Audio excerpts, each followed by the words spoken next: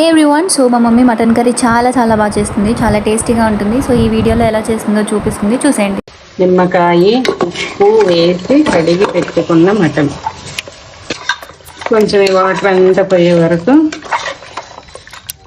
మూత వేసి కొద్దిసేపు పెట్టాలి.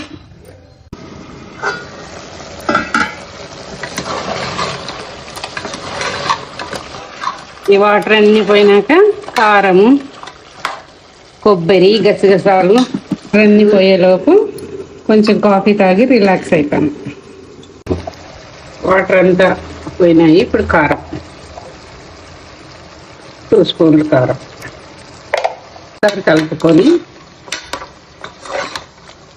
ఇందులోకి టమాటా ఒకటి, కొబ్బరి, గసగసాలు, చెక్క, లవంగా నూనె పెట్టుకున్న పేస్ట్ వేసి బాగా కలిపి వాటర్ 2 గ్లాస్ వాటర్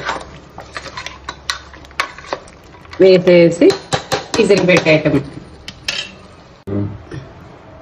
గసగసాల పేస్ట్ అంతా వేసేసి